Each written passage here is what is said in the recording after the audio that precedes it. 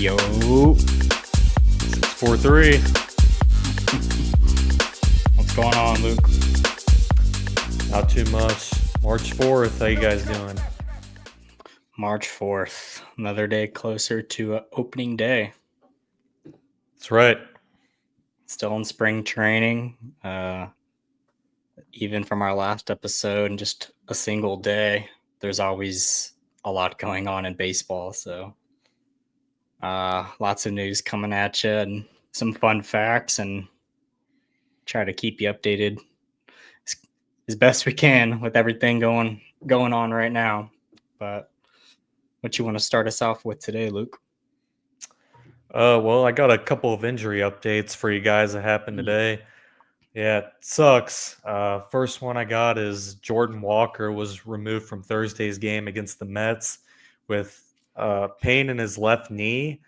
At the moment, his status is day to day. We'll just kind of have to wait and see what happens on that.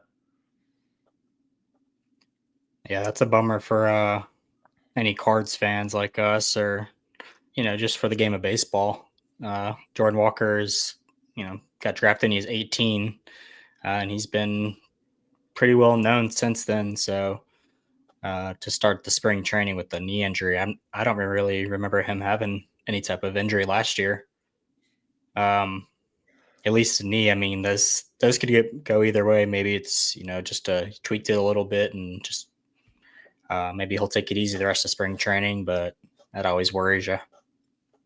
Yeah, Jordan Walker's a guy that, especially as Cardinal fans, we want to see him play just because we haven't seen a ton from him yet, but with him being so young, I still see a lot of potential. Yeah, absolutely. He's been able to show his glove, even with the transition from third base to outfield. He obviously has a good bat. He has speed. So it's a matter of time before he's in there every single day and showing you who he really is. Yeah, and that's kind of another thing. His transition from third base to outfield, I mean, that's kind of already, I'm sure, a lot on him. So, and then also the hype that he has being one of the top Cardinal prospects. So, like I said, I'm hoping that this knee injury really isn't too much. He won't miss a whole lot of time because, as a Cardinal fan, definitely want to see Jordan Walker play. I'm sure you feel the same way. Yeah, absolutely. Uh, you know, sucks to mention the injuries, but they do happen, as we know. And um, sometimes the broadcast media will eat it up, maybe just like we're doing. Maybe we're making it a bigger situation than it is. Hopefully it's something minor and we see him out there on opening day. Expect to see him, all season. I don't think they're gonna. I know he's changed a lot in his swing and his stance, and um, I don't see him bouncing back and forth this season. Yep. And then another injury update is Adolis Garcia. He was scratched from Thursday's lineup against the Athletics, and he'll undergo an MRI on his left oblique. According to manager Bruce Bochy, he told reporters that he's going to miss some time. We're hoping it's not much. So this is also the same oblique he injured during the Rangers World Series run a couple of years ago. So it's kind of another one where you hope it's not too bad. It seems like he might miss more time than Jordan Walker. We'll just kind of have to see. But that's for the Rangers. That's a lot of power you're missing out of your lineup. Now they do have other outfielders. Like I know he's been more of a DH recently, but Jock Peterson, he's even a guy you could throw in the outfield. Evan Carter as well, Ezekiel Duran, just to name a few guys. So I think they'll be all right. But like I said, this is if he misses going into the regular season, this could really damage the Rangers a bit. Yeah, that's a bummer to hear that.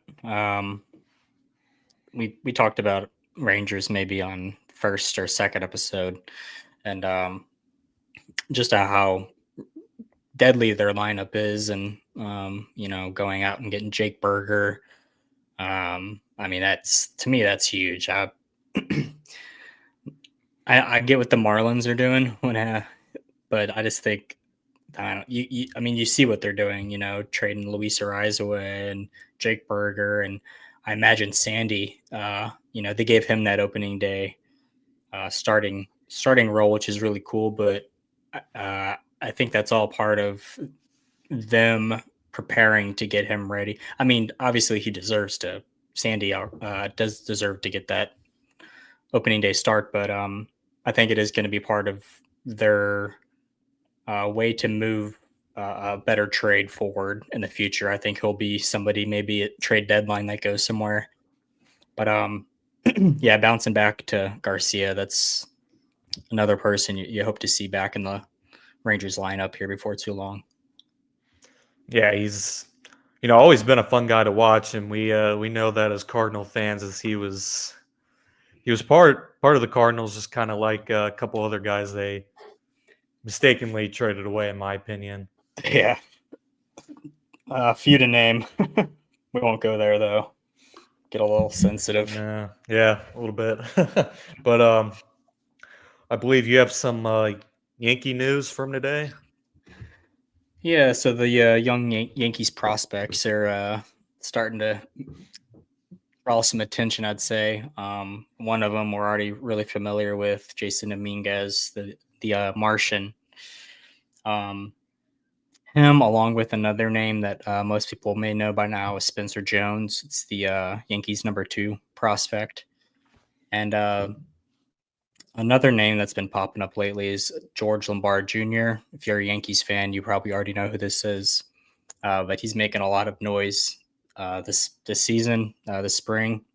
Starting with Spencer Jones, he's had 14 at bats this spring. He's hitting 429 with 2 home runs, 6 RBIs, a stolen bag, and 1.5 OPS. So last year he had a great season. He has that big home run power. He's 6'6", 235. He's probably maybe even a little bit bigger than that now. It looks like he's got some muscle.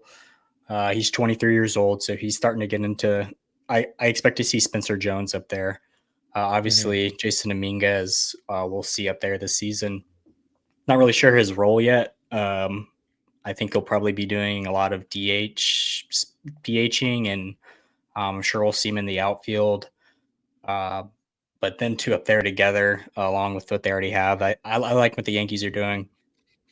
And then for George Lombard Jr., he has 15 at bats where he's hitting 333, 2 home runs and 4 RBIs. He's got a 1.1 OPS. So far he's really showing his stuff. I don't think he's still really young. He's only 19 years old. So he is the Yankees 2023 first rounder. Hmm. Um, he's listed as a shortstop. Um, I mean, that shows you, like I think we talked about before, if you're drafted as a shortstop, especially a first round pick, you're probably very athletic. Hmm. You could probably play anywhere on the field, I'm sure. With Anthony Volpe being at short there, I feel like Anthony Volpe will probably be their long term guy. I think he fits in really well, being from New York, and fans love him. And I expect a pretty good season from Volpe this year. Um, but today, those 3 Yankees I mentioned combined for a total of 7 hits, 6 RBIs, and I think all 3 of them hit a home run. So some Hmm. serious power there. Not only power, they're showing the average and OPS as well. So, what's your thoughts on Yankees' future with these 3 guys? Yeah, myself not a Yankees fan, but at the same time, I'm really excited to see what they can do because a lot of these younger guys coming up for them, I've really like watching, especially Jason Dominguez. He was injured most of last season, so we didn't really get to see a whole lot. He made pretty impressive debut back in 2023 against the Astros. I expect him to have a little bit of a bigger role now with Giancarlo Stanton's injury. We could see him DH and play the outfield, so I'm kind of excited to see that. Yeah, And yeah, Spencer Jones is a stud too. yeah, he's been compared to the left-handed Judge in the Yankees Yeah. farm system. So, basically the same size as him, and he's got a He's got a serious swing. All three of those guys. Obviously, the Martian, we've got to see some of him in the past. He's still very young too, but Mhm. yeah, I mean these Yankees' future looks pretty good in my opinion. Yeah, I agree. And also, kind of some Yankees news. Another home run from another Yankee. Paul Goldschmidt hits his first home run of the spring, first as a member of the Yankees. A no doubter 3-run shot off Giants Cody Stashak. I think I'm saying that Yeah, right. yeah, Yeah. So as a Cardinals fan, it was sad to see him go away, but this is a guy I love. Whenever he's swinging well, it's good to see. Love Paul Goldschmidt. yeah. Man, it's a little sad to see him in another uniform. Leaving the Cardinals as a Cardinal fan, and um, seeing him in the Yankees uniform smacking home runs. As we know, Goldschmidt struggled for us last year. Um, Not really sure what was really going on. I know he was swinging at literally everything, and he didn't really seem to find that rhythm until late in the season. Started bouncing back a little bit and hitting the ball, and you know, but love to see it at the same time. Obviously, to see Goldschmidt out there in spring hitting home runs, that's awesome. I hope he does it all season long. And does he have a beard back yet, or is he still rocking the shaved face? Or I think he's got a little bit going on. I'm not sure if we'll see a full beard Goldschmidt or however the Yankees with their new facial hair policy. It's well groomed, I guess, is what they have to have. Not sure we'll see that. I guess it's something to yeah, kind of keep an eye on. yeah, But Jason Dominguez, yeah. he's got his growing out right now. I don't know if you got the chance to see him, but he's already Yeah. on his way. Yeah, no, we'll kind of see more of that. I think it's kind of cool. But as far as Goldschmidt, like I said, the Yankees they got a good one. I mean, in my opinion, he'll go in the Diamondbacks Hall of Fame and possibly even the Cardinals Hall of Fame. So I think he still has a few years left. Yeah, I think so too. He has a great chance at the Hall of Fame. I really hope he Hmm. explodes these final Yeah, seasons. I hope he. That's what I mean. I hope this season's top notch for him, and he can make it a question about that. So yeah, for sure. And next, going kind of sort of back to Miami a little bit, the Savannah Bananas sell out back-to-back nights in Miami, 36,000 approximately each night.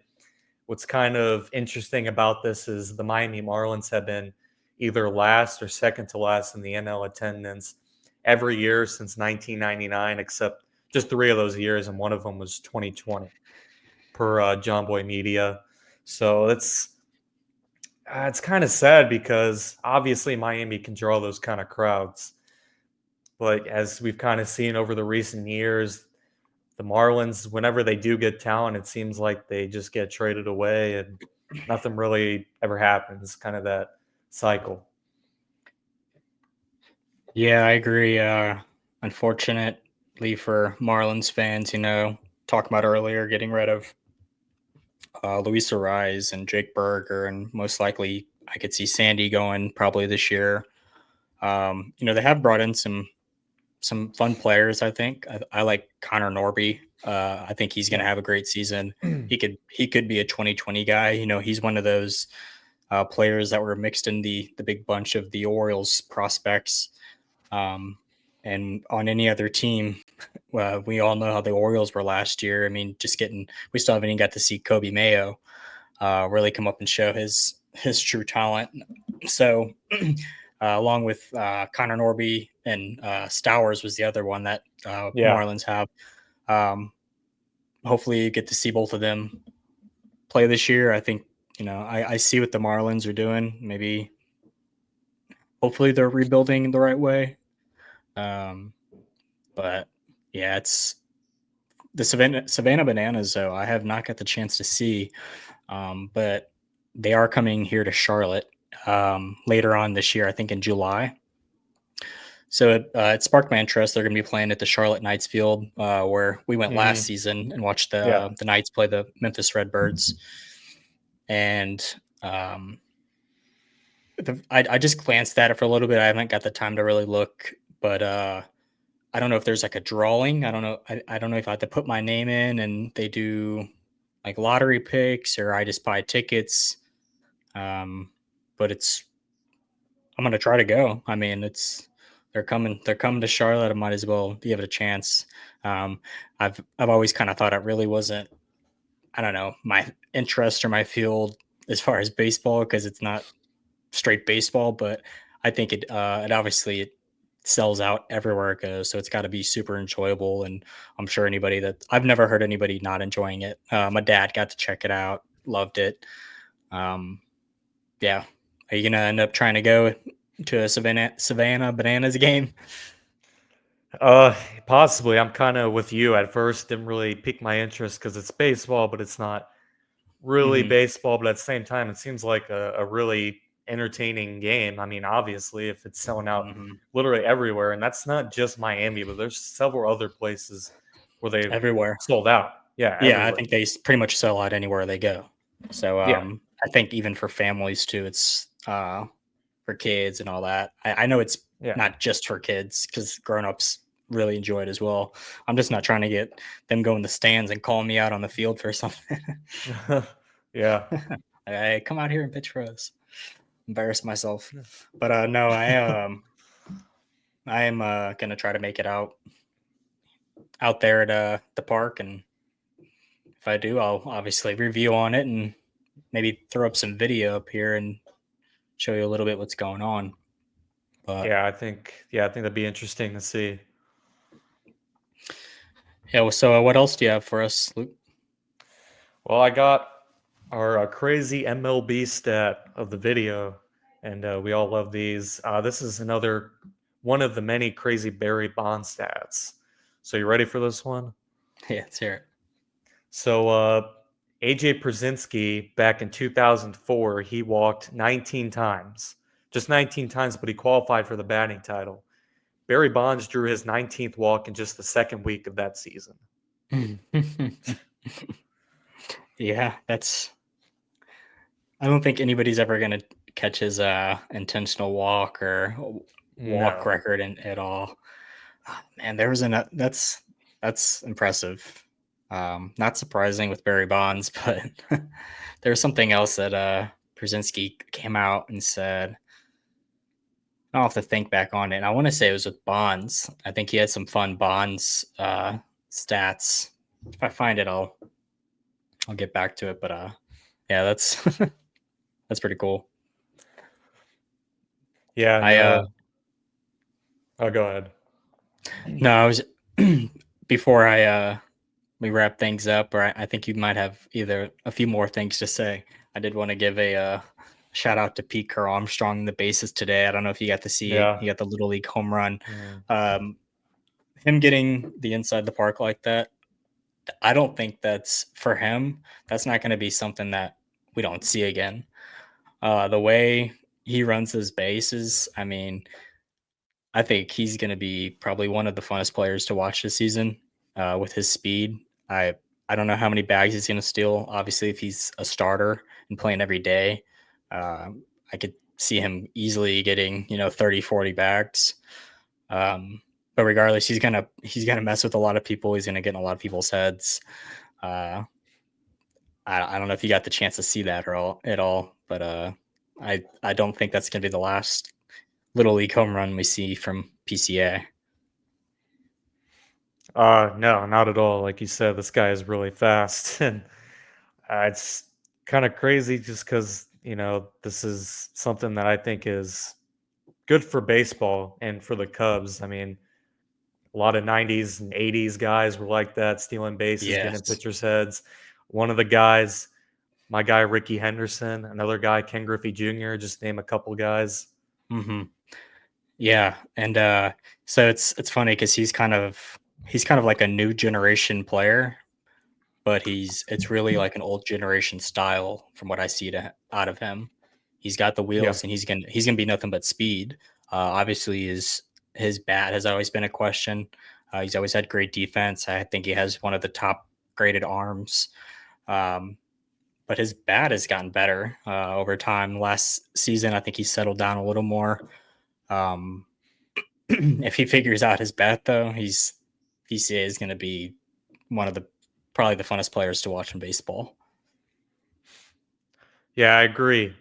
Now, if you have something, I think we're pretty much done for tonight. That is all I have.